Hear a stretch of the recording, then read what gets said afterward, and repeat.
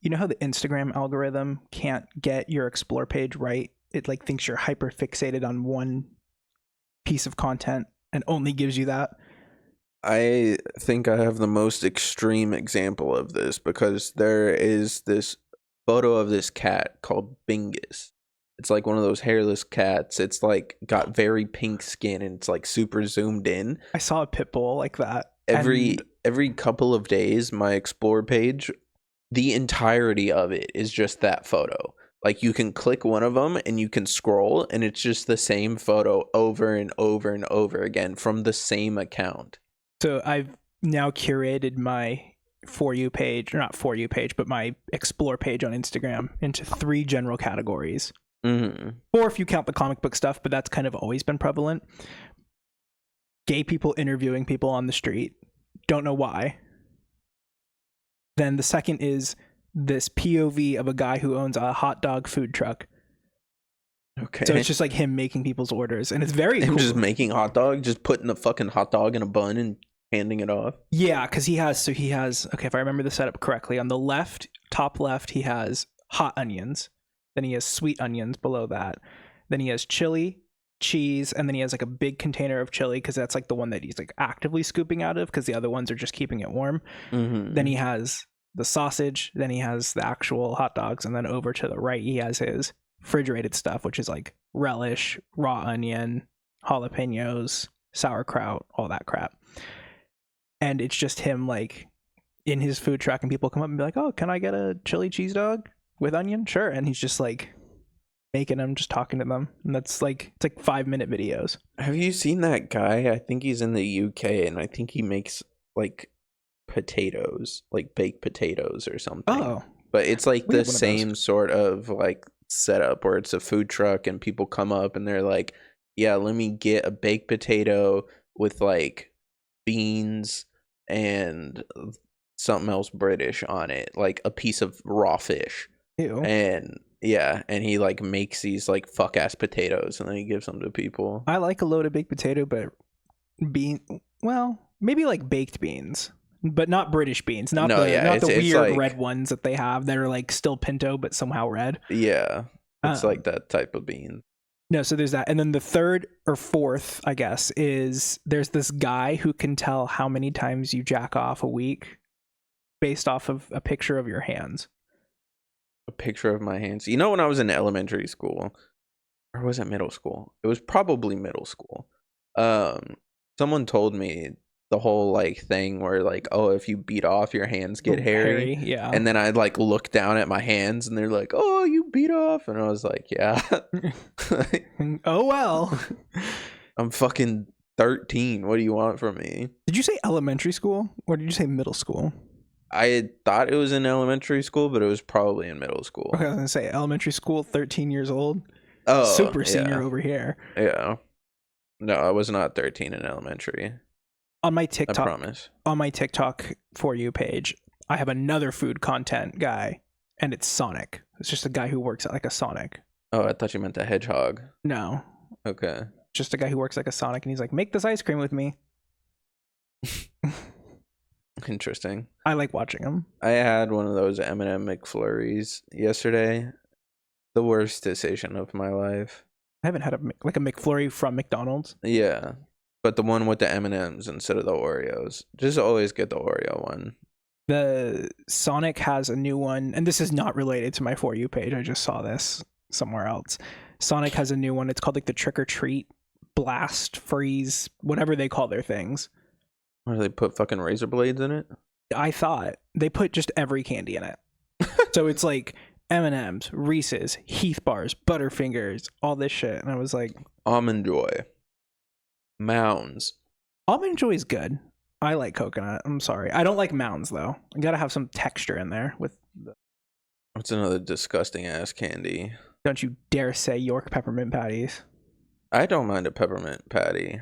Like the what's the one with the polar bear on it? Klondike bar? The Klondike bars. It's not a candy, but no, yeah, I fuck with those. I think it's Three Musketeers that I don't like. I like a Three Musketeers. I like Milky. It's either I like Milky Way. Milky Ways. It's either Milky Way or Three Musketeers. One of those I like, one of them I don't. I like Snickers, When I was a kid, especially when it's got the vein. when I was a kid, after trick or treating would happen, I would take my pillowcase full of candy, and I would like hide it under my bed in my room. And then for the next several months, when I was going to sleep, I would just like eat little pieces of candy and then throw the wrappers down the side of my bed. And you never got any cavities from that? No, I brush my teeth.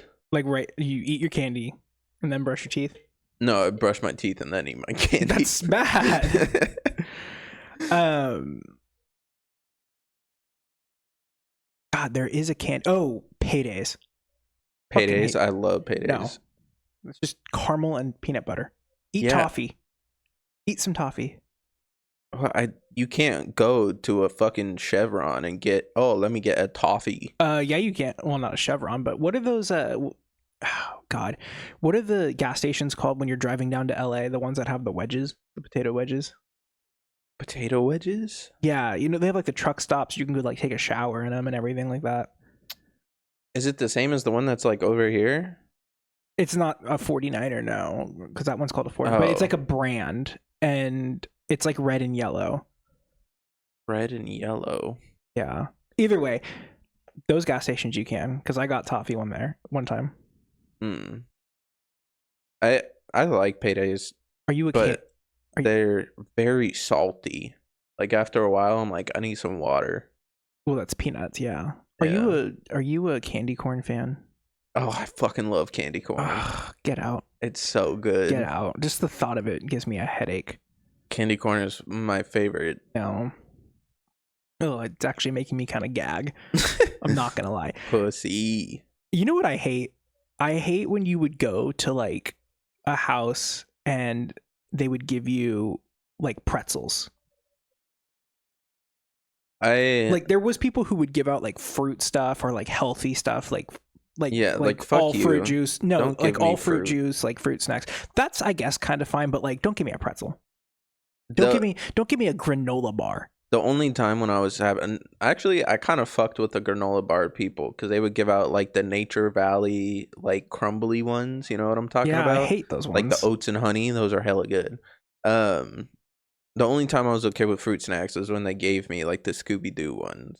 There's a house at the corner where my parents live, and they would always. This is you could never do this today. You just couldn't. But they would. So they like decorated for Halloween and like Christmas and Thanksgiving, but how the fuck you decorate for Thanksgiving? Just turkeys and like fall stuff, just festive. Okay. We decorate for Thanksgiving here, but it's mainly just like fall stuff. Like we have like a Snoopy turkey that we put out, and we have like a banner that says like "Give thanks." Like it's inappropriate, but it's whatever. I like decorating just because I like this time of year because it's cold. Yeah. I know that there's the people out there who hate it getting dark at 4 p.m.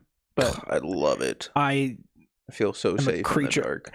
It's not that I feel safe, it's that it gives me an excuse to stay home, which I already do, but like, you know. Yeah. But the neighbors would the Halloween was really the big one. For Halloween, on Halloween night, they would put out a big fucking like vat of apple cider. The fuck? Okay. And then they would also have like a popcorn like a popcorn machine, but not like a countertop one, like the ones you see at like a fair, like the glass cube. And they would just leave it out and like let people like come by and serve themselves, and they would just refill it. And they would come out and talk to people sometimes, but they weren't there like serving people. Like it was like a self-serve, and they would do it too for Thanksgiving, and then they would do it for like Christmas. But it's like now you can't do that because now that's just Fenty Fold waiting to happen. There were people that I remember they used to give out. You ever had a popcorn ball? Yes. Yeah, there were people that would give that out. I fucking hated those. Really? Yeah. My aunt used to send me every Halloween, and I a drum of popcorn. I've heard that for Christmas, but never for Halloween. Oh no, it's got like the divider in it. Yep, it's like the normal popcorn, the cheese popcorn. Yep, and it probably like was some like a other little flavor. tiny bit smaller in circumference. circumference. Yeah. Circumference in this table. So that is a big ass one. What the fuck? It wasn't like it was maybe like 80% of this table. That's still gigantic. But it was still like this tall. Like I'm trying to. Yeah, the ones that I would like it was like maybe 2 stock pots stacked on top of each other. Yeah, the ones that I would get were probably like that tall and maybe like this far around. No, this was like, you know, the pots that people used to make tamales in, like the big silver pots. I can picture a big pot. Yeah. Yeah, like 2 of those stacked on top of each other. Okay. So it was like was like I could hold it like this, but I had to hold it like this, and I would probably still need to hold it like this. I couldn't just like do this with it, like. But she used to send it to me, and it came with kettle corn, cheddar corn, and caramel corn. And I would eat the caramel, or I would eat the kettle and the cheddar, and then my mom and dad would eat the caramel corn because I don't like caramel. Unless it's in chocolate. Stale so fast. Well, that's the whole thing, is like we had to like, it was like, all right, honey, time for your daily supply of popcorn, because it's like you don't want it to go stale. And it's like, instead of getting like vegetables on your plate at dinner, it was like, here's a scoop of popcorn for you. I did eat the cheddar one a lot because, I mean, popcorn fills you up, but then you're like hungry right after because it's nothing. It's just whatever. But it was just so much. And my aunt would send me one every year, and every year it was like, oh boy. Here comes the popcorn delivery guy. We would have those around Christmas time, and my grandma would go visit people around that time of year, and so we would like watch her dog. And I distinctly remember the dog was afraid of the popcorn tin, and so we would pick it up and we would chase her around while we were shaking it. Just to like fuck with her. Well, this is the whole thing. When my sister was born, we started getting 2. And so it was just like, all right, let's calm it down. And then on top of all that, I don't know, our neighbors were like really good with candy, so we would always get a lot of candy. And so the candy would last from like Halloween until like Christmas time. And then we'd get more candy at Christmas time. Yeah. And then that would last until Easter. And then the Easter would somehow last until like the middle of October. And it's like, all right. And it was just this constant bag of candy that we had. And it was like... Did your parents ever do the check your candy for razor blade shit? Like, they wouldn't let you eat Tootsie Rolls or anything that could be like easily resealed? I think if I wanted to like willingly eat a Tootsie Roll, my mom would probably take me to the emergency room just to like psychiatrically check me out, because well there's more like shit than Tootsie Rolls that could be resealed. They did not care. Okay. They did not care. What we would do, like, if you die, you die. I think it was more so like we knew all our neighbors. I mean, not to say that like our neighbors that we know can't fucking poison us, but like, you know. But what we would do is we would go, and if I went with my friends, we would get back to our house, and then we would dump our candy out and be like, okay, I don't like this, I don't like this, I don't like this, and do this huge swap, and I would end up with all the Kit Kats because those were my favorite. And then my sister, I sometimes did it with my sister, and then I would just steal her candy because like, why the fuck does she need candy? She's 5. But my mom, we had a lot of people come to our house because my mom gave out candy based on how much she liked your outfit. So if she was like, oh, you're just wearing like a mask, like, cool, here's like a tiny little like baby Snicker. But if you came and you like actually put effort into your costume, she'd give you a king size bar. And so like a lot of people would come like decked out. But yeah, I have no transition. Episode 37 of the Learning Curve podcast.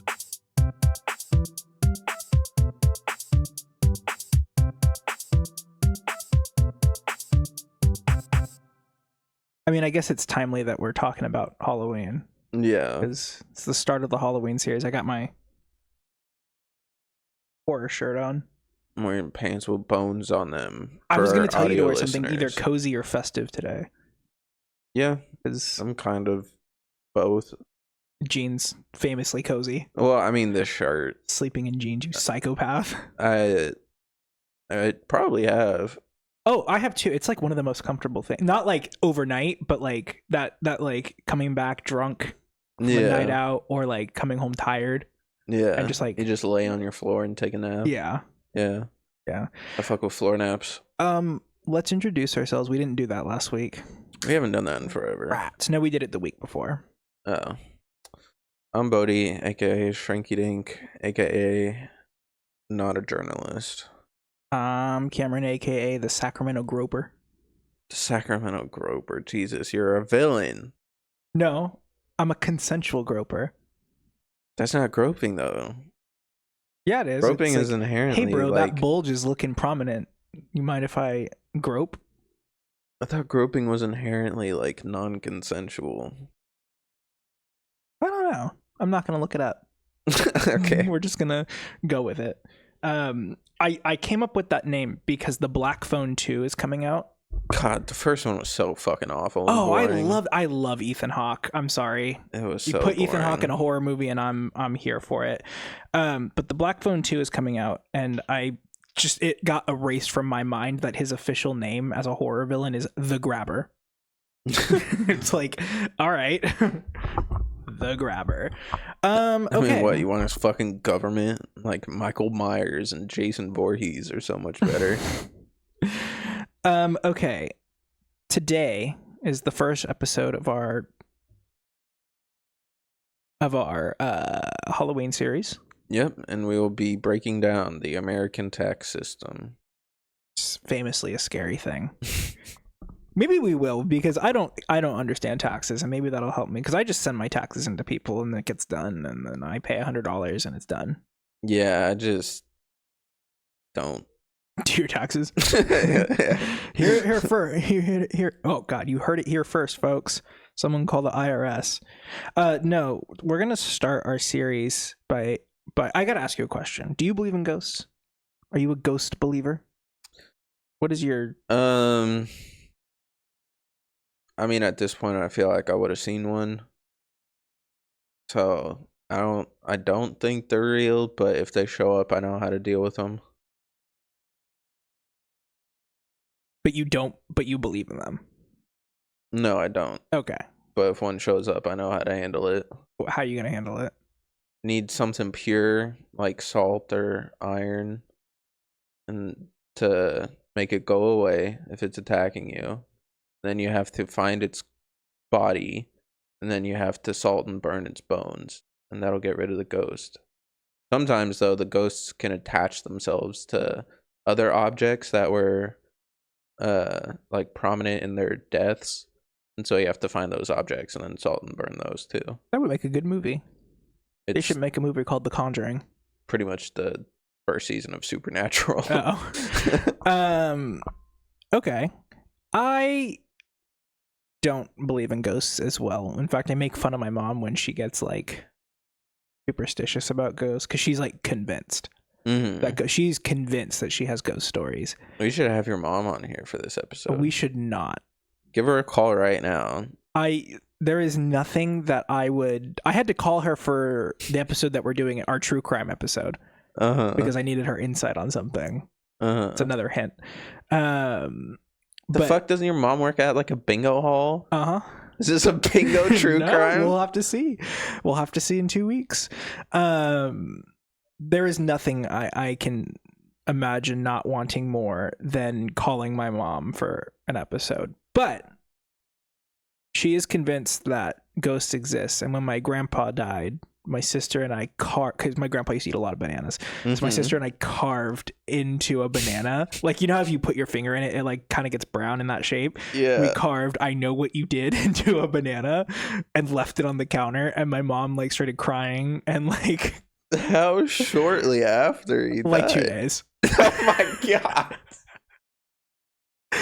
You're the fucking worst. Well, the thing is that this was her dad? Yeah, but everyone in my family was being a cunt about my grandpa dying. And I was like, guys, someone in the family died. God forbid people grieve. That's not what it was. It was like he died and everyone was very sad about it, understandably, because it wasn't just like, oh, he died of old age. He got killed in a car accident. So it was very sudden. And everyone was like, we need to have this big elaborate funeral. And I was like, okay, the last thing that he wanted was he hated attention. Like, we should not be doing a big elaborate funeral. We should be doing what he wants in his death, which is nothing. Like, just have him cremated. You can have your little reception at your house. I don't care, but we don't need to do this giant, big fucking procession. And they were all being real dicks about it. And so I was like, all right, y'all want to be fucking dicks? I'm going to be dicks back. Like, so me and my sister just started fucking with everyone because they were all being assholes about it. That's so fucked. Anyway, I don't believe in ghosts. I make fun of my mom when she talks about ghost stuff. I make fun of Sean too when he believes, like he's convinced his parents' house is haunted. I mean, they do have that weird like slave chambers underground. So yeah, they have a wine cellar underground. So I don't know. He says that he's seen a guy in a top hat there, and I'm just like, I don't think that top hats were in fashion when like. In like 2015 when that place was built. No, it was built a while ago, but the place where they live, like the area where they live, dates back to the gold rush. But even then, like top hats were not like the fad in the gold rush. It was denim and Chinese people. I guess it depends on which class you were, because like around that time, I don't think they were killing the gold tycoons in the gold rush. I think they were probably killing the Chinese people who were forced to work the gold mines. Yeah. But either way, he's like, I'm convinced there's a guy in a top hat at my parents' house. And I'm like, is this fucking like Victorian England? Like, is it Jack the Ripper? So I make fun of him. I don't believe in it, but a lot of people do. And I have some ghost stories to read out from Reddit. Perfect. These are like, when you say ghost stories, do you mean like it was a cold winter's night type shit? Or is it like people's encounters with ghosts? People's encounters. So I have 3 separate subreddits that we can go through just because I wanted a decent spread. A lot of them have different prompts, but I have ones, like I'm just going to scroll through. I want to read the ones that are kind of longer because some of them are literally like 2 sentences and it's like, that's not fun to read. Okay. So these are kind of like longer-ish stories with a little bit more detail. Okay. So... And then we can decide if it's scary, if it's real, if they're experiencing schizophrenia, if they should be locked up, probably. Okay. This is an 8-year-old one. So this was posted 8 years ago. This guy has 2. He says, first, I'm a devout car enthusiast, and I've spent long hours of the night working on them. Well, that's critical information. Because what if it's a car ghost? What if it's literally... like the ghost of a Ford Pinto that blew up. Like, I had a 94 Chevy Caprice. I was replacing the transmission in, and I had a friend over one night to help me with part of the job. I lived with my parents in the middle of nowhere in the southern part of Virginia. Anyone who's lived here knows the topography. I think anyone can just look up the topography of southern Virginia. Yeah, what is southern Virginia? Just flat? South. I think Southern Virginia has the Appalachians in it. Oh, okay. It's like, because the West Virginia is fully in the Appalachians, but there's like I forget what it's, the Catskill Mountains. They're like the buttes here. They're like kind of like remnants of a mountain range, so it kind of like spreads out. Anyway, southern part of Virginia, and I was resigned to doing the job in the clearing that had 2 tobacco barns and a shed that housed the 2 cars, with many more scattered around the field. In the front of my workspace was a trailer. I had a generator running several large floodlights lighting up the entire clearing, basically. Oh, I forgot to read the actual prompt. It's, what is the creepiest and most unexplainable paranormal experience you've ever had? Okay, so this guy is in a big-ass field in the middle of the night working on a car. Yeah. Yeah. But everything is brightly lit. Yeah. Okay. My friend had parked his car and was standing there with a flashlight peering down on me on the ground through the engine bay. It had been windy the past few hours and completely cloudless. It was business as usual until the wind suddenly stopped completely and the owls stopped hooting and the crickets stopped chirping.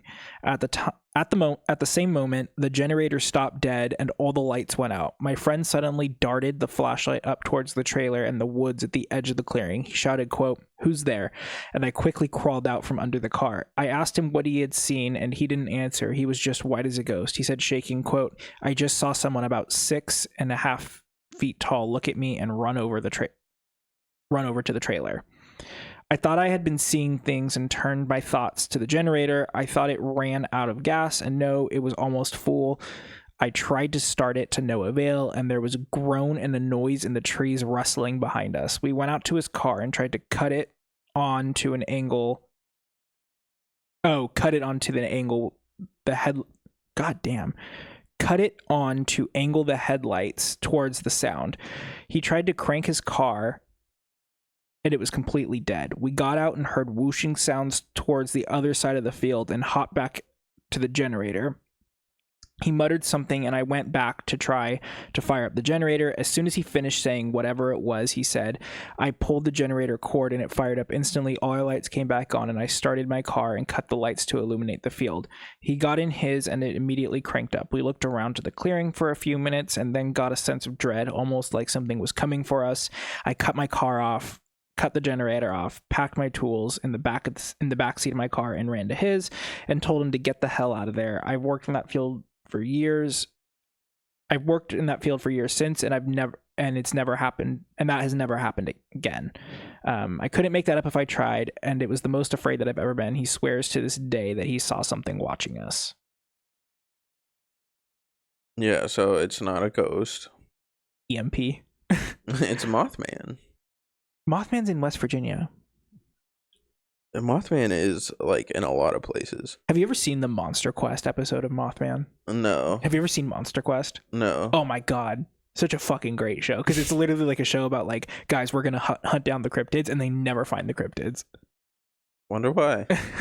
But because Mothman's haunting random people working on their cars. Well, this is the whole thing. So the Mothman episode they just went like hard on for some reason. Like it was the best episode of the series. Like they did like a whole like CGI. Wait, maybe I did see one of those episodes, because I remember this show I was watching where they were trying to catch like something with like this big ass cage in a forest, and they brought like this inbred dude with a shotgun with them. Was it on the History Channel? I think I was watching it through Discord, because like Joe was watching it on his computer. Huh. And then he was streaming it through Discord. Gotcha. Is that Monster Quest? I used to watch Monster Quest so much. Such a good show. I think in this case, this person just was seeing things. Yeah, I mean, your body makes shit up. Yeah, like when things like suddenly happen like that, like for whatever reason, like the generator goes out. That's like enough of a sudden change to make like all the birds stop like chirping and shit. Just because they're like, oh, something changed, dangerous nearby, and so they stay quiet so they don't reveal themselves. Well, we also have, I read this thing yesterday about how your bot, like, it's like remnants of like our hunter-gatherer like ancestors. Yeah. Whatever like the first humans were, where we can tell when something's watching us because it's like instinct, but it's like perhaps that instinct is just a little like heightened in that moment, overdrive, yeah, because you're expecting it. Well, you're expecting it. Like you're startled and you're like, okay, something's wrong. Something has to be. That's the logical explanation. It's dark and I can't see. Clearly, something can see me. Yeah. Yeah. The whooshing, honestly, just a bird, or not a bird, like an owl. The wind that stopped. Yeah, or the wind. Up. Yeah. I have never experienced anything like that. What, the wind?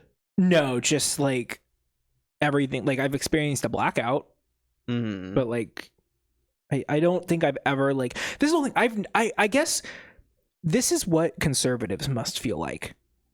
Or like centrists. You know how like, you know, when you have like a sense of like political either empathy or like just political knowledge in general, you have like this sense of dread about everything. You're like, everything sucks. But like if you're either conservative, you don't have any empathy for anyone, or if you're a centrist, you're like, just don't really give a fuck. Nothing affects me because I'm probably a white guy. Yeah. Like you just go through the world seeing like heightened colors. You're just like, everything is great, and people are getting like abducted off the street or killed. This is like I am two people who believe in ghosts. I'm a centrist to those people because I'm like, I've never like walked through like a dark forest and been like, something's watching me. Like you've been camping with me up at Let's Lake, and like that place is like dark as fuck, and I'll walk around there at like 2 a.m. Yeah, like, as long as I have a flashlight and I can see my fucking feet. Yeah, like as long as I can see what's in front of me for safety reasons. I've never felt like in the middle of the woods that something is watching me. Like, yeah. And I've been up in like the fucking like Bigfoot territory up in like Trinity County. Yeah. The like, only thing that concerns me when I'm walking around a forest is a fucking bear is gonna come out and maul me to death. That's the thing. It's like that's like the only thing that freaks me out. I'm not concerned about like Bigfoot or a cryptid or a ghost watching me. I'm concerned about the fucking puma. Yeah, that can see me, but I can't see it watching me. Like, even in the middle of the day. Yeah, like that's what I'm really concerned about. Like, I'm not actually concerned about like a monster or even a person watching me. Like, I've never had that before. Given that this is in Virginia, and a guy is working on his car in the middle of this field, I'm just gonna say the generator probably wasn't that well maintained and had like a misfire and like shut itself off. Probably. Let's get to his second story. Okay, second was the week that my great grandmother died. I was lying on the couch in my room, almost. You know what? I'm not going to judge. I have a couch in my room at my parents' house. I was almost asleep. The only sound was that of the AC unit running in the hall, and then I heard a soft female voice whisper, quote, "Are you happy? Good." I thought I had been dreaming, and then I heard a whirring sound. Never read this word before. How's this spelled? WHIRRING. Oh yeah, like a a spin up of like something mechanical. Oh. Like a mixer or a drill or something like that. Okay. It all clicked that I hadn't been. It all clicked that I hadn't been, and I had sat upright and saw my Hammond organ had clicked on. What the hell is a Hammond organ? Isn't a Hammond Cardon like a sound system? We're gonna have to. Oh my god. I think I had a Hammond Cardon speaker system that was pretty expensive. I don't remember. Let's see, Hammond. What it was. Harman Cardon. That's what I was thinking. It's literally an organ.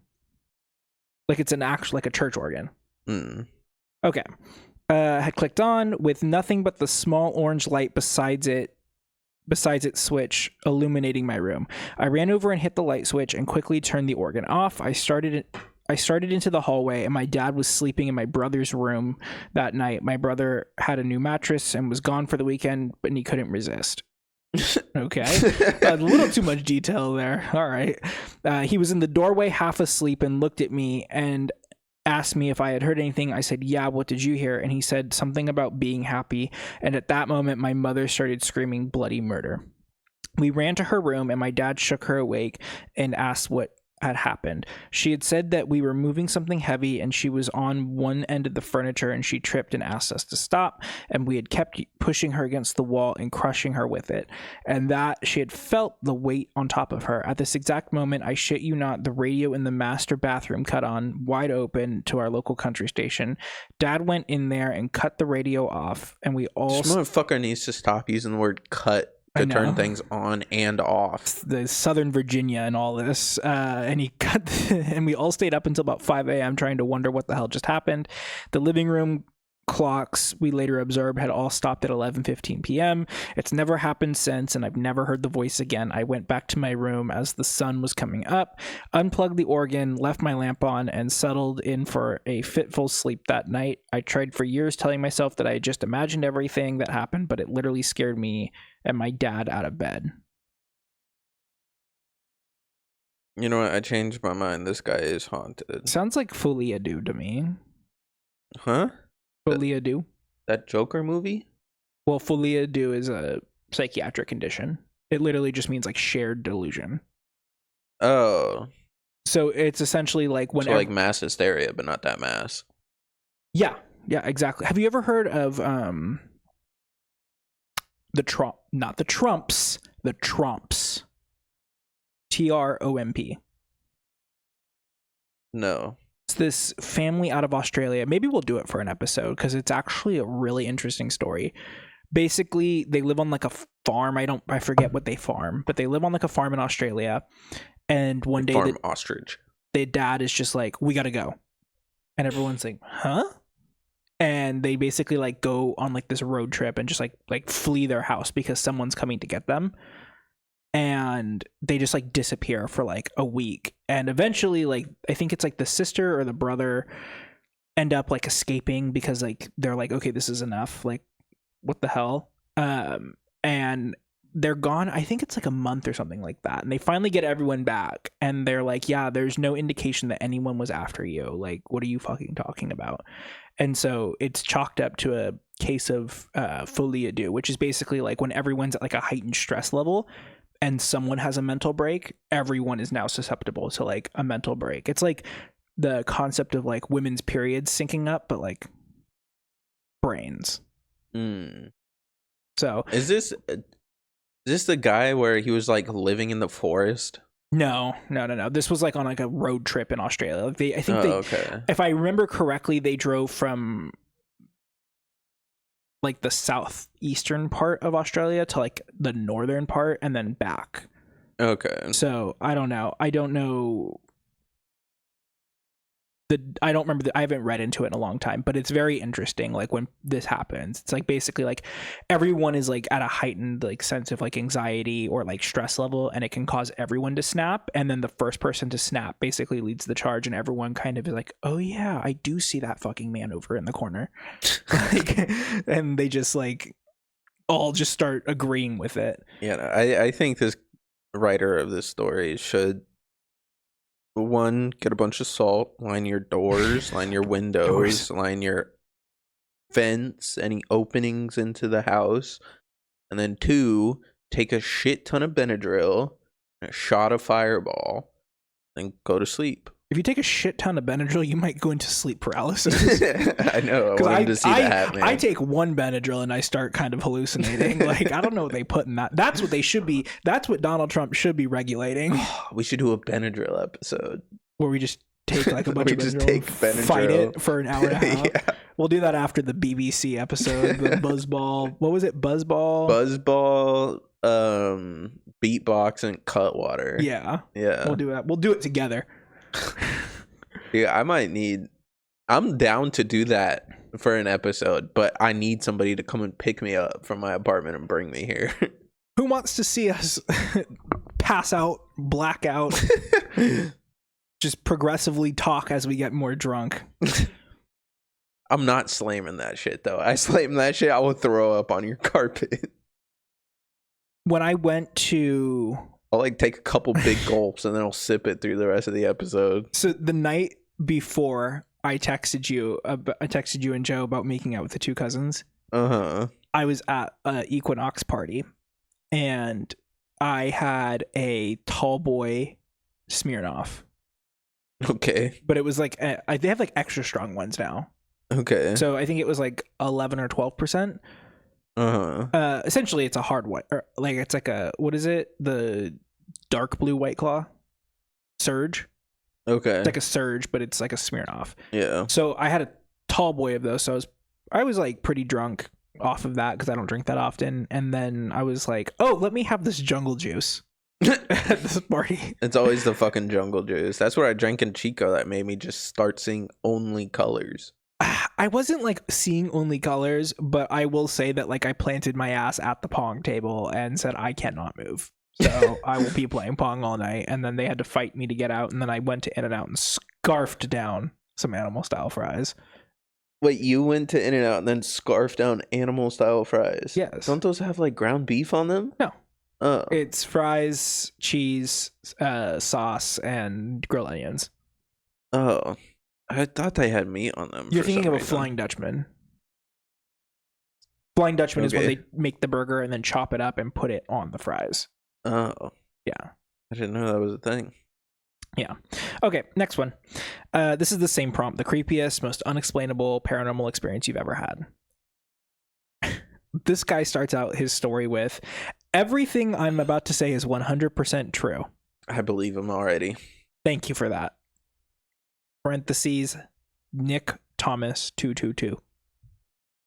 The citation for that, 100% true. We know it's 100% true. Because wait, he cited that everything he said is going to be 100% true? No, I'm saying like we can believe him. Oh, okay. I'm citing him as my source. Oh, source, gotcha. I read it in a Reddit post. Gotcha. Okay. Everything is 100% true, and I talk from experience. I'm making this post because I want to share what I've encountered and find others who have also experienced these kinds of phenomenons. It all started in 7th grade. Me and my friends were looking for some fun, and so we thought it would be fun to mess around with the Ouija board to pass some time. I want to do that. I feel like that's another mass hysteria thing, because it's like, I'm not moving it. Are you moving it? And your arms are fully going like this. Like, yeah. If any, I'm down to fuck with the Ouija board, but who don't we like? Who don't we like? Whose house can we go to? If we have a Ouija board, no one's fucking touching it. I'm gonna be like, the ghosts can move it on their own. That's true. I do not need to touch this to make it move. Nobody needs to touch this. That's true. If somebody forces me to touch it, I'm just gonna start spelling out slurs. The racist ghost. Yeah. My sister and I tried to get a Ouija board, and my mom literally was like, "You cannot bring that into my house." I was like, "All right." My mom sages our house, just for context of how, like, you know, she's also Native American too, so, you know, she's got like a good reason, but, you know. Anyway, the first time me and my friend tried it, he ended up getting, quote, possessed. Oh, hell yeah. And it took me getting a Bible out and doing the stereotypical, the power of Christ compels you to snap him out of it. I love how ghosts in every medium have like set rules. I can't go across salt. I can't come in unless I'm invited. I can't leave the house that I'm in unless I'm invited out. And if a Bible comes near me, God forbid I'm a Hindu ghost, or God forbid I'm a Jewish ghost, the Christian Bible is the one that's going to get me. Like, damn. What? Do you think, like, if there's like the terrorists, like the ghosts of the terrorists from 9/11 are haunting that site, that they're going to have to break out the Quran and like use the Quran? Or do you think that like the Trump Bible is good enough to get them out of there? I don't think Arabic people can become ghosts. Why? Because we have to look into that. I know for sure that Scientologists can't become ghosts because they go to a different universe. Yeah.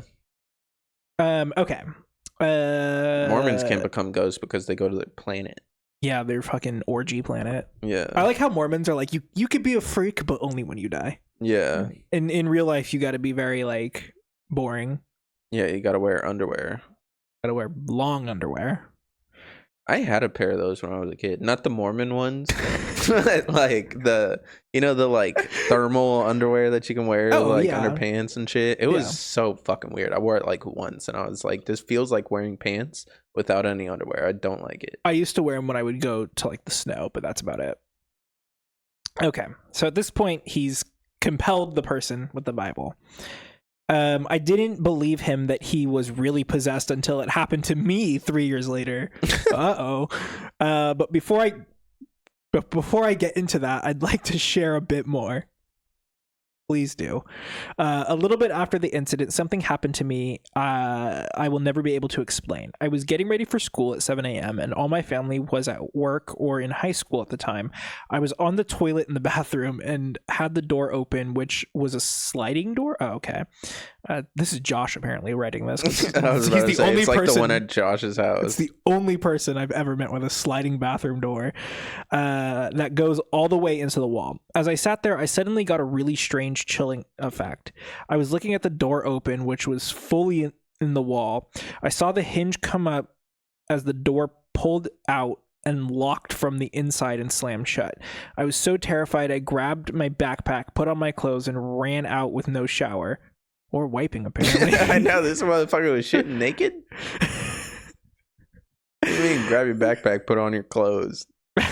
You've never shot naked? I mean, I guess before I shower, but... That he was about to shower. Anyway, another weird encounter was with my friends outside my backyard at 2 a.m. We lived next to the woods at the time, and something very strange happened. We heard my name shouted, both my real name and the name I go by, in my distinct voice. Like a Harvey Two-Face over here. My friend said, "Isn't that your dad?" And we all ran inside my house to see my dad was sleeping on the couch. This reminds me of, oh, you weren't there for this. You weren't there for this. Okay. So back in Yeah, it's far enough. I won't get canceled. Back in COVID, we just blatantly ignored quarantine to go up to Joe's cabin. Yeah. And it was me, Josh, and Joe. And then Greg and Ryan met us up there. Mm-hmm. And then Joe's dad also came up because they were going hunting or whatever. And Joe's brother was there. And we were like we were all by the camp. We're all fucking drunk as shit.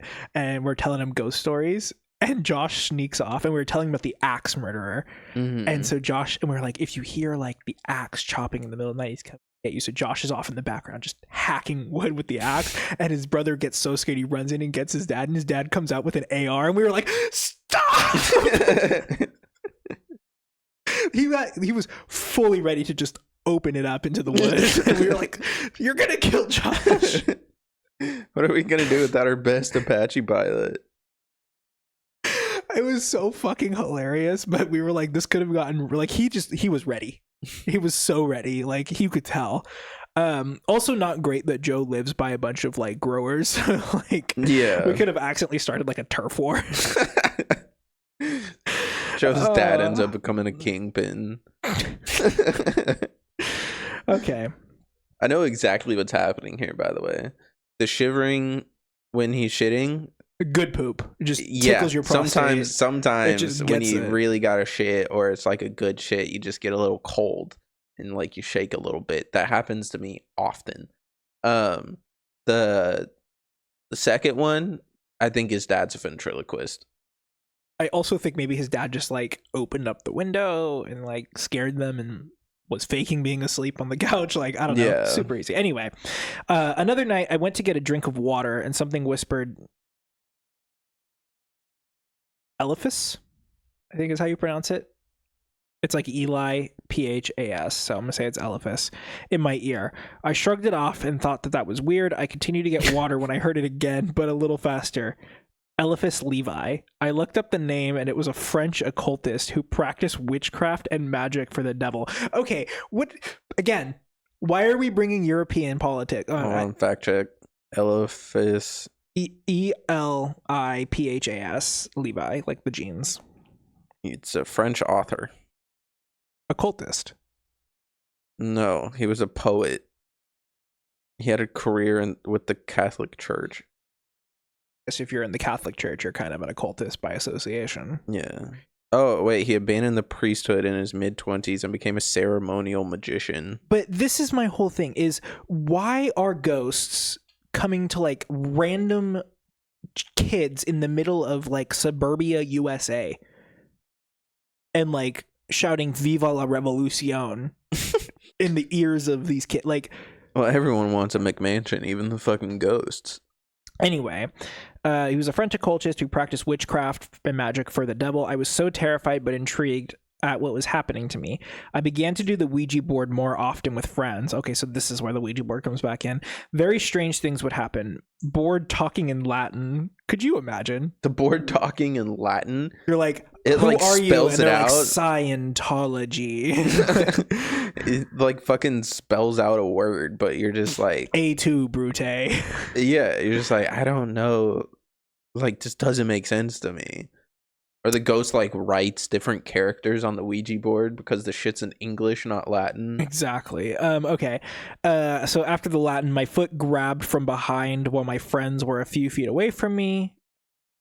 Damn, ghost is a freak. But what I'm about to say is the scariest thing that ever happened to me. It happened at my friend's house. We all sat down for some Ouija board at 1 a.m. I like for some Ouija board at 1 a.m. Like just like this fucking Taco Bell. Before we went into it, I fell asleep, but they still continued with the board. I had a dream where some figure offered me power and wanted to take control. I wanted to see if this ghost stuff was 100% real, so I accepted, and then I woke up and was possessed. I was in my right mind, but felt so powerful, like I enjoyed the possession. I kept telling my friends to put their name on the board. We made our own boards. I told them, he wants you to put your name on it. At one point, we began writing... Wait, hold on, pause. You made your own board? Just I guess. On a piece of cardboard? Okay. I told him, quote, he wants you to put your name on it. And at one point I began writing with pen and paper. I kept swearing at my friends, telling them, quote, put your fucking name on the board. Eventually my friends calmed me down through prayer. and I overcame the power of the quote demon had over me. The whole time I felt in control but enjoyed the power. It was a terrifying feeling. What proves that what really happened to me was real is that I wrote down on the paper what I wrote down on the paper. It was in Latin, but when we translated it, it came out to say succubus and head crusher, which is a demon that leeches off your soul and energy. I want to know what you think about my life. Everything I've said above is true, and I know there is no way to prove it. I just really wanted to share my story and see what people think. Oh, well, you know what? I was in disbelief for a second, but then he reassured me that it was true. I thought it said Incubus at first, and it was like the random rock band, the Strays. You can't. If you are possessed by a demon, you are not going to have control over your body. It is not going to willingly give you its power. Again, this is why I don't believe in ghosts. It's because so many like paranormal things have so many different rules. Like, again, some of them are like they possess you and you can just do an exorcism and they're gone. And some of them are like poltergeists and you gotta like return the skull to the fucking swimming pool that you're digging. Have you ever seen Poltergeist?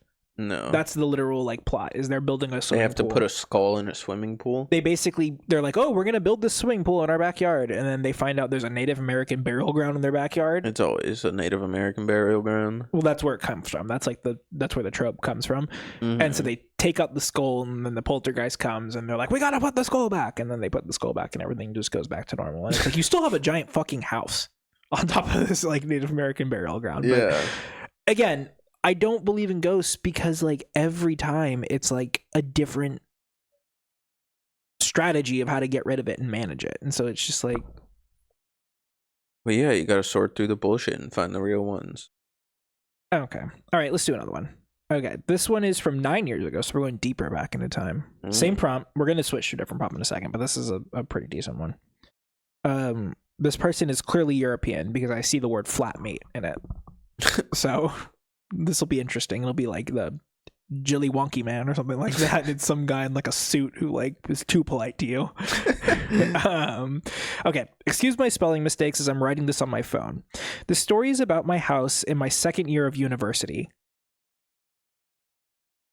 European. I have always been quite sensitive to the paranormal, but often put it down to an active imagination and watching too many scary films. I've never experienced anything tangible like this before, though usually just sensing people / hearing, feeling breath or smelling perfume. We moved into a 4-story, by the way, story is spelled Storey. Person's from like aggressive parts of Britain.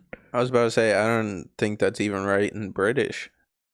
Oh, here we go. This is the most British sentence I've ever read. We moved into a 4-story, spelled like I just spelled it. We moved into a 4-story terraced flat in Southampton, England. Super, super British.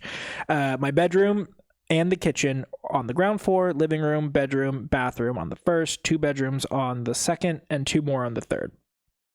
There was a spiral staircase that led up through the center, spelled R-E, not E-R, of the house. We knew that the house was very old, and it was a listed building and had beautiful bay windows in the front. Soon after we moved in, one of my flatmates started complaining things of hers were going missing and turning up in places she had definitely looked before. I did believe her because she was a very thorough person, but thought it was one of those can't see what's right in front of you things. After this went on for a while, I noticed that the closet in my room was opening by itself when I had always closed it. I figured the pressure from closing my main door was opening it, so I kept an eye on it. I started leaving my bedroom door open and all the time as it became warm, but the closet door was still opening. The first particularly strange thing to happen was when my flatmate that lived on the top floor was studying alone in her room and left to go to the bathroom. 2 floors below, when she got back... Oh, the bathroom is 2 floors below. When she got back to her room... God damn, you have to go down 2 floors to get to a bathroom? Pissing in a bowl. When she got back to her room, she had missed a call from her sister who had said that she was returning her call. My flatmate had not made any call to her sister. It had been made while she was going downstairs, and all of that was heard had been static. There was no record of it on my flatmate's outgoing calls, but there was on her sister's incoming. So this is when the jokes about ghosts started. During this time, I started to feel more and more uneasy in my room and pretty much had stopped spending time in there at all, sleeping in my flatmate's room often. This just sounds like you want to fuck your flatmate. During the summer, all of my flatmates went home as they lived quite far north in Southampton. Oh, north of Southampton. They lived in Northampton. I only lived on the other side of the city, so I went back to the house with my friends from home for a night out. I should mention that before we all went home, one of my flatmates was incredibly clean and had tidied up the whole house before we left. Taking all the abandoned DVDs out of the living room and returning them to the respective rooms so that when I come back to the house about a week later, there's a DVD smack bang in the middle of the living room floor. This belonged to my housemate that lived on the top floor and had been left laid down securely across the living room floor. Suffice to say that we were all a bit freaked out. I had a few experiences in my room, but none that can be written off as an imagination apart from one night when I was studying in my room, oh god, I lost my spot. One night I was studying in my room quiet. I had my laptop playing some TV program, but quietly when my whole room filled with the sound of a piano playing for a good 5 seconds. It didn't so much scare me as make me very emotional and upset. Lastly, when my housemate's mother the piano of rage.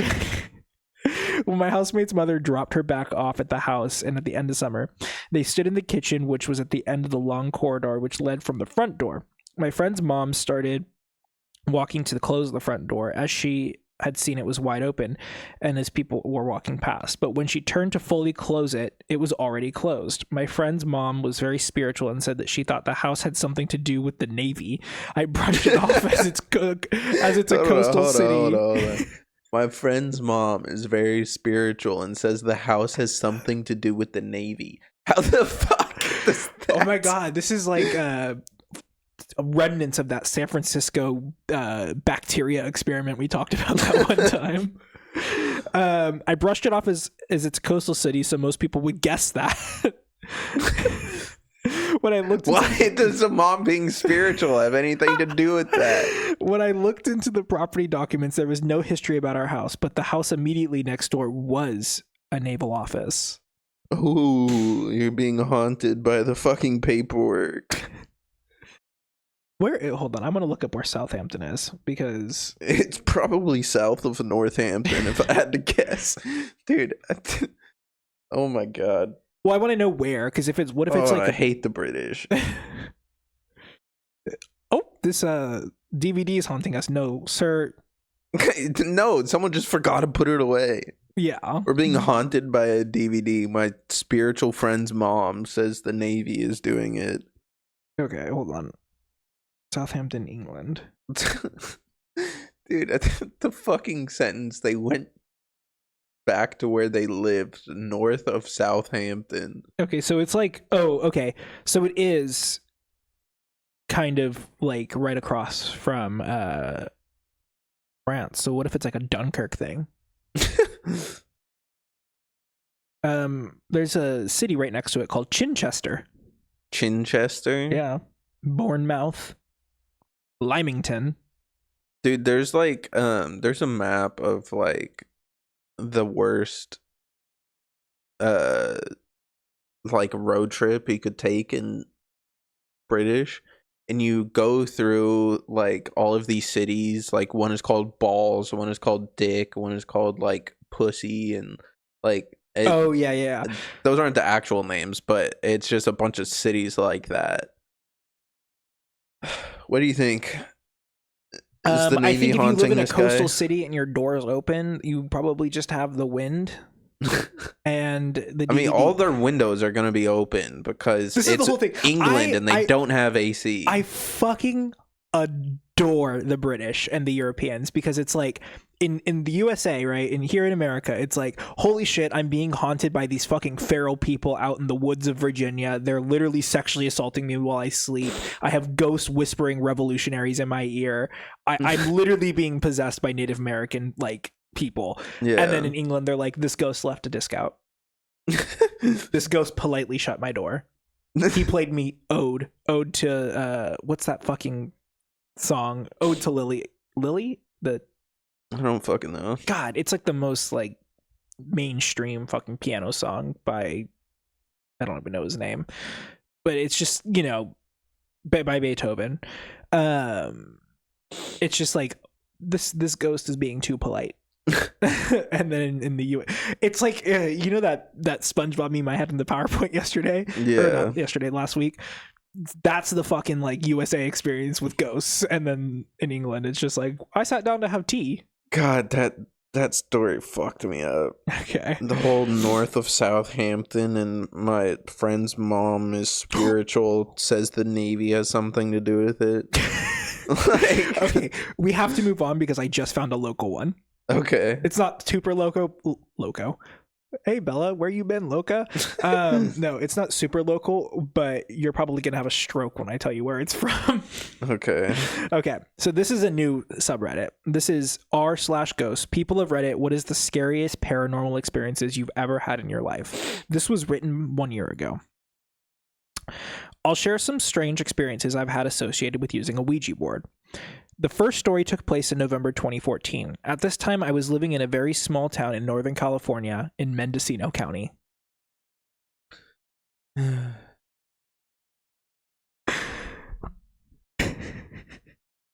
my girlfriend at the time, who was from France... Is this Joe's ex-girlfriend?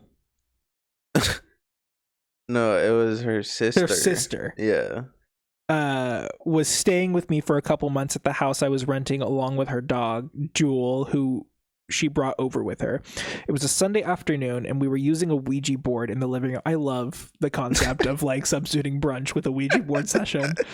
People are just like, I don't know, man. It's fucking slow day. Don't really have anything going on. Let's fucking bust out the Ouija board. Okay. It's not a fucking tarot card set. Like what? Okay. We bust out the Ouija board in the living room. I confess that it was my stupid idea to do this. She just indulged me that day, as she had several occasions over the previous weeks. This occasion was the last time that she did indulge me. I should say that at least a few of the earlier times we had messed around with the board, it seemed like there had been some kind of activity generated by a response from the cardboard planchette we were using. I think it had spelled out the same demonic name, but didn't really do much else.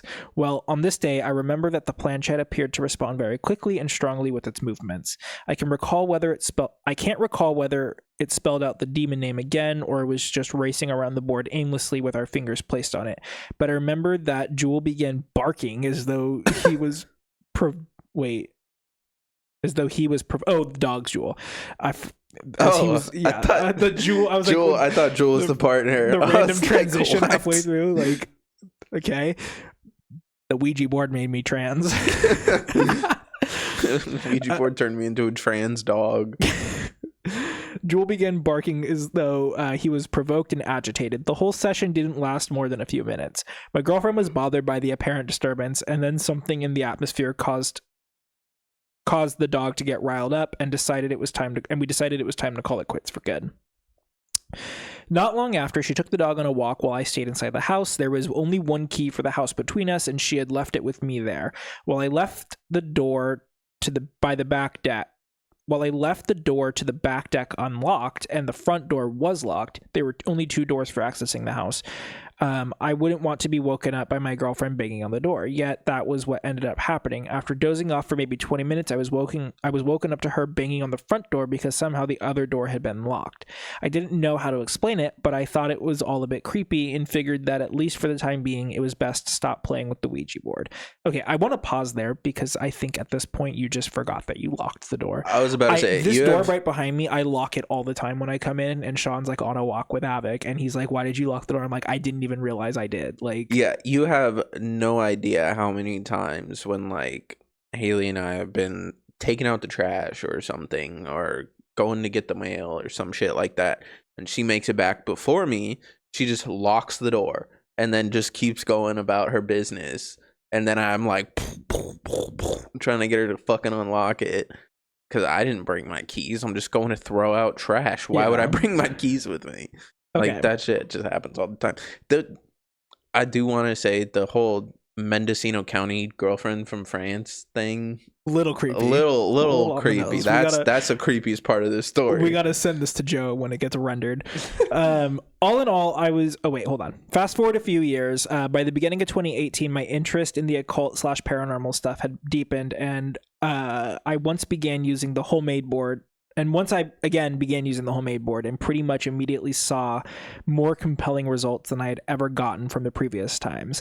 There was definitely something going on with this thing. Whether I used the cardboard planchette, a shot glass, a wine glass, or a coin, I felt very forceful movement right away and watched it spell out the name of a demon. What demon? What demon? Tell us the name. For the first several sessions, it had always identified itself by the demon's name. I call that one B.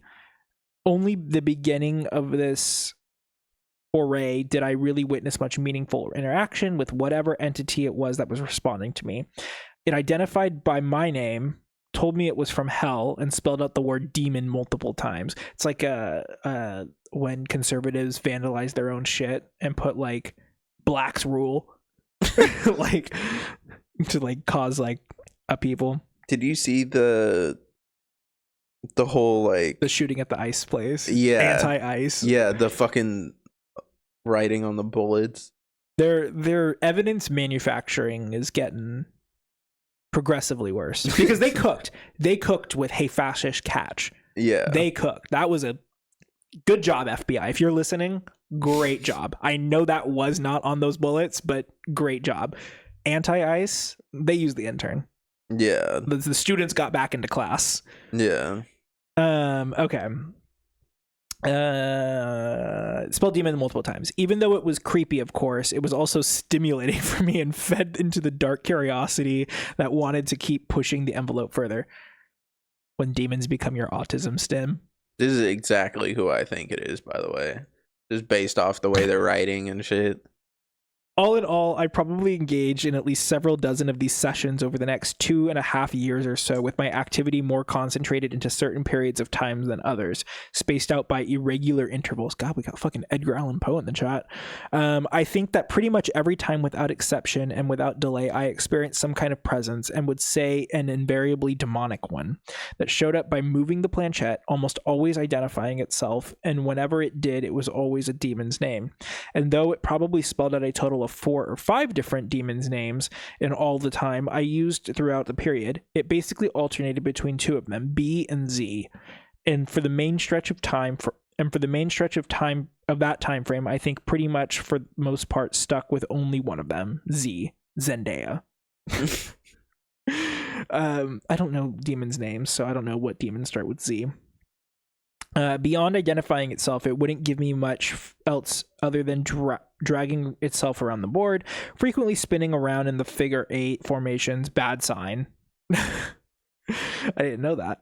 Often trying to run off the edge of the board and sometimes spelling out gibberish. I often noticed that while using this thing, it was like there was something draining the energy from me gradually, as though whatever spiritual entity was communicating with me was feeding on my own energy in order to exert the influence on the board. I love the detail about the ghost drunk driving the Ouija board. Figure 8.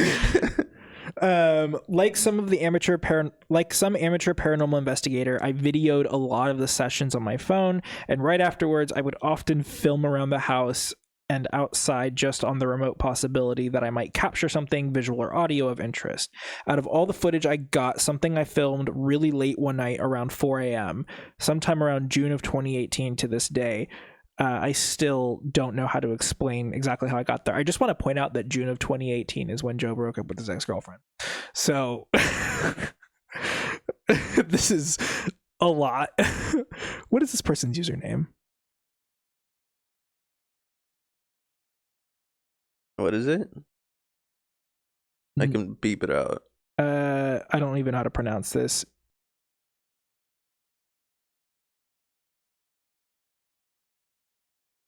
The picture is like of like a uncanny valley person. So it's not like their face. Okay. I never would have noticed anything except that I uploaded the video onto my computer and played it from a program where I could and use enhancements and slow it down to minimal speed. The thing is, I was extremely delirious when I filmed this video in the backyard after using the Ouija board and was only filming around for the heck of it, not actually seeing or hearing anything on my own or having an apparent reason for thinking that it would capture anything special on film. But in any case, it's the only video of mine that I'm aware of which shows a number of weird orbs floating around intermittently, and at one point there's some kind of white vapory apparition or something that floats up for a fraction of a second. I do want to pause right there and say that I have been watching reviews of the new iPhone, all the new iPhones, but specifically of the Pros, and I am recently learning that pretty much since like forever, the iPhone has had this problem with the cameras where it can't film at night without showing orbs.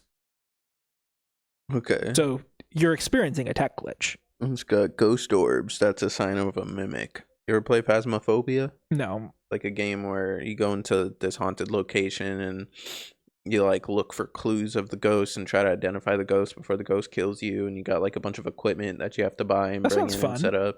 It is pretty fun. I'll have to look at it. On the topic of the new iPhones though, what are the backs on those made out of? It's a unibody, so they're all aluminum.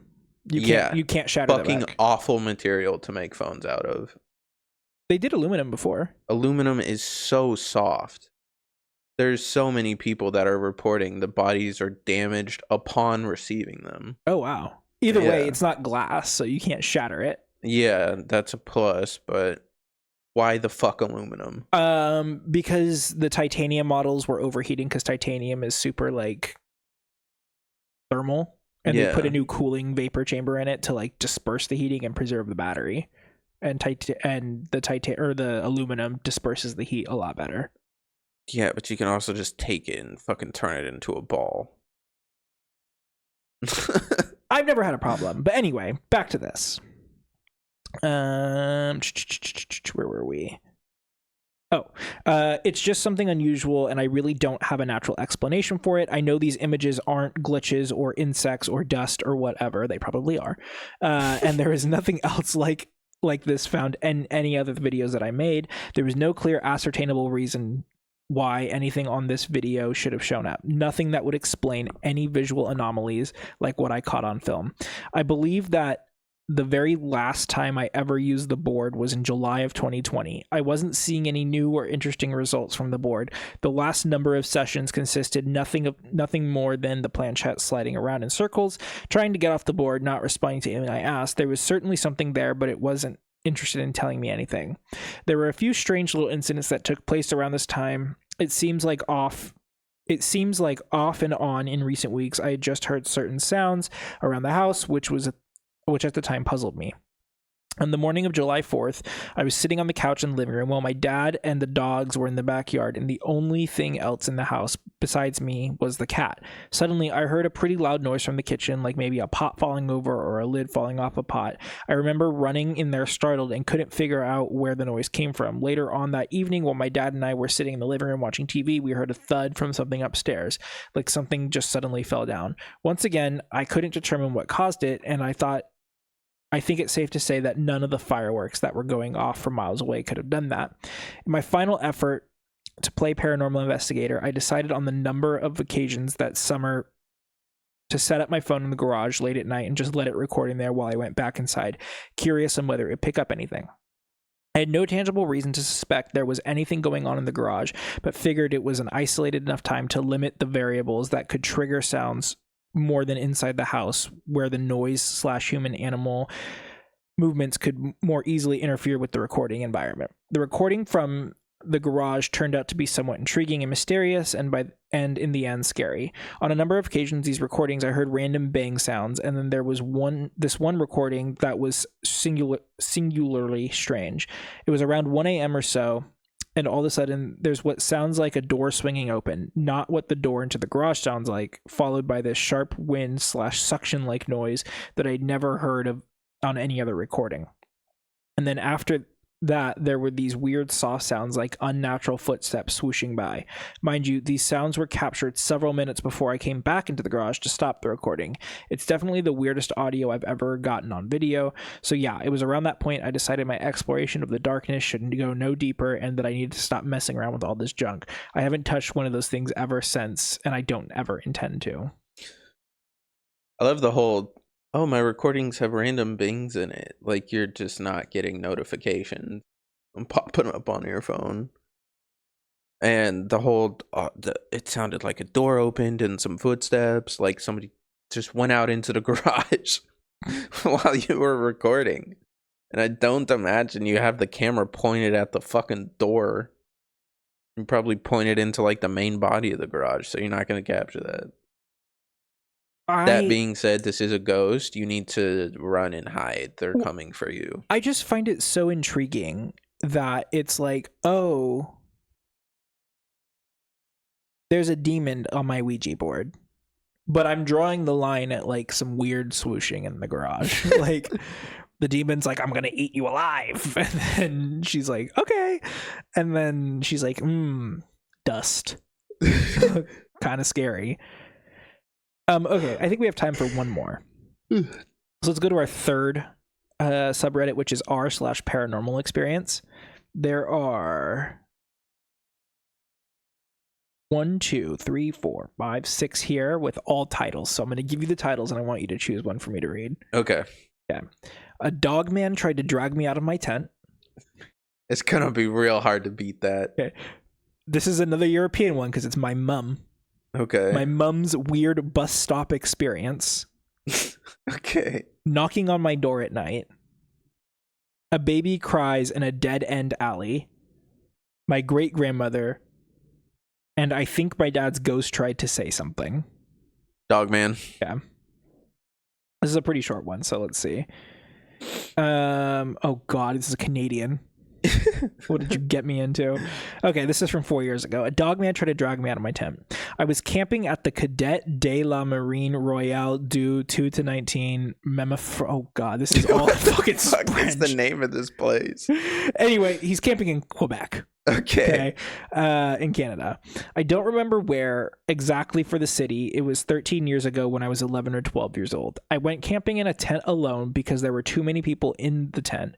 Here I was sleeping in an army-like tent alone with the roof not even connected to the floor, which created an open space to the outside. It was summer morning around 6 a.m. when I felt a terrible cold through my sleeping bag for the first few minutes before opening my eyes. And what I saw was ... First thing I realized, I was outside in broad daylight, and in front of me standing was a huge black thing 6 or 7 feet away from me. It was also daytime. He was standing at an impressive, oh god, you might have to do some conversions here. He was standing at an impressive 1.5 meters. Oh, here we go. Or 6'2". Yeah, that's exactly what I was right about to say. Really? Yeah. Okay. I don't remember if it was on 2 or 4 legs. This encounter lasted less than 5 seconds because I thought I was dreaming. I closed my eyes, ignoring completely the red flag, and fell back to sleep to be woken up a few hours later at the same spot, but the black thing was gone.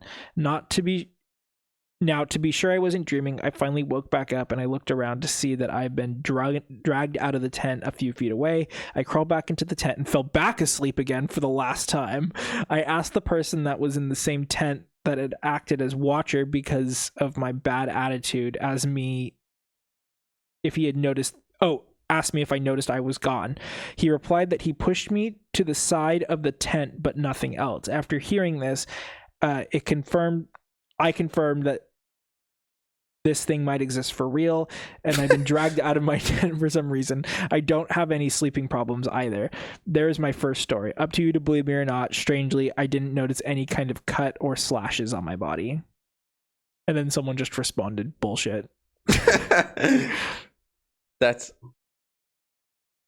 Man, I have only been camping a couple times, but the dog man is always something that I look out for. So this guy having an experience and getting away with his life, good on him. No, motherfucker, you just had like a dream. That's also hilarious to like something is dragging you out of your tent. You look up and you see it and you're just like, I'm just going to go back to bed. I mean, yeah, at that point, like, just do whatever you want. Just don't wake me up. Okay, hold on. I want to see something. So there are black bears there's also polar bears. In Canada? Yeah. In Quebec. Oh, yeah. In the Quebec region. So perhaps maybe this was a black bear? Black bears are pussies. Yeah, definitely wasn't a polar bear because the polar bear would have fucking eaten you. What is it? If it's black, fight back. If it's brown, lie down. If it's white, good night. Yeah. Polar bears are fucking ruthless. I don't know. It could have been a wolf. No, it was the dog man. It's not just a dog. I like how the description was it was 6'2" and black. Yeah. Very descriptive. Did it have black teeth? Bears are not that big. Even when they stand up. I think they're like under 6 feet. So they're pretty small. It could have been a wolf. I don't know any wolves that can stand up. Could have been a predator. Yeah, Wolfman is a predator. Could have been an axe. Or do you mean like a sexual predator? Like a sexual predator. Oh, God. Wolfman. I'm jealous. The great one to end it on. I wish I could have seen him. Or no, not Wolfman, Dogman. Is that what he called it? Dogman, yeah. A dogman. Let me Google. I'm going to Google to see if there's any sketches of this guy. The Dogman. Dogman. Of Quebec. It's a 2023 film. When a police officer and his faithful police dog get injured in the line of duty, a harebrained but life-saving surgery fuses the two of them together and Dogman is born. Oh my god, this sounds great. It's a werewolf. It's a werewolf. Oh, I want to watch this movie about a fucking cop and his dog getting sewn together. That sounds hilarious. This is the Michigan Dogman. He does look like he's from Michigan. You gotta include that guy. You gotta include. Now you're obligated in your cryptid episode next week to include the Dogman. The Michigan Dogman. The Michigan Dogman. Yeah, I think I'm gonna go for some niche ones. I just need to find some. I low-key want to do hairy hands. You ever heard of hairy hands? Okay. Well, we'll keep it for next week. Okay. Well, that's our ghost stories for the day. Let's read out some socials. Oh my god, there's a fat list of cryptids. Bat Squatch. We're doing it live on air. Okay, socials popping up right next to me. YouTube, Learning Curve Pod, every Thursday. Blob. Every Thursday at 2:15 p.m. Pacific Standard Time. Instagram, learningcurve.podcast. Twitter, learningcurvepod. Bluesky, learningcurvepod.bsky.social. This one is marked as extinct. This cryptid is marked as extinct. What is it called? The Eastern Cougar, parentheses, extinct. Oh, you know what's fucking crazy? In Monster Quest, remember I told you that they never... Oh, this one is marked as a hoax, thank God. You know how I told you they never find the cryptids? Flying flesh carrot. Oh, this list is great. You're gonna have some good ones. You know I told you in Monster Quest they never find the monsters? One of the monsters one time was a panther. Just a panther? Yeah, they were like, panthers don't exist in America, and it turned out to just be like a mutated like mountain lion, essentially, to be black. Is that Dracula? This is a cryptid. It's just some guy. John. Okay. Back to our socials. TikTok that have been just sitting right here while we joke. Learn Curve Podcast. Bodhi's Twitch is Shrink3Dink. My Twitch is inactive right now. My Substack is inactive, but you have a Substack. Yeah, I started. Do you know the username for it? Let me look it up. It's just Shrinky. SHRINKE. Perfect. That's Bodhi Substack. Subscribe to it. Yeah, I wrote something about magic and how awful it's becoming, and it only got worse after I released that, so that's cool. Oh, speaking of, okay. Guys, it's breakup season. Uh-oh. Because another breakup has hit the mainstream, but I'm not allowed to talk about it, so I can't name names. But why'd you bring it up? Well, I just want to bring it up that two couples that I've known over the past 2 weeks have broken up. And we talked about that parasocial relationship last week. So every time we talk about something comes into existence. Okay. So clearly it's the demons. It is the demons. Watch out for the dog man. Watch out for the dog man. What is your fake paranormal experience? Have you ever encountered any nice ghosts? Yeah, I'm gonna talk about some weird shit next week. So I'm excited. We got cryptids coming in next week, and then the week after we have my super secret true crime episode. Mm-hmm. Oh god, I'm so excited. I'm so excited. I have had several people tell me it's the worst idea I've ever had, and it's just so perfect. And there's a gag. There's going to be a moment in it where it goes off the rails, and it's very close to the beginning. And everyone that has seen it is under strict instructions not to tell you what it is. Perfect. Because it's a visual gag that's going to come up on the screen. Okay. And it's just chef's kiss. All right. Bye. Bye-bye.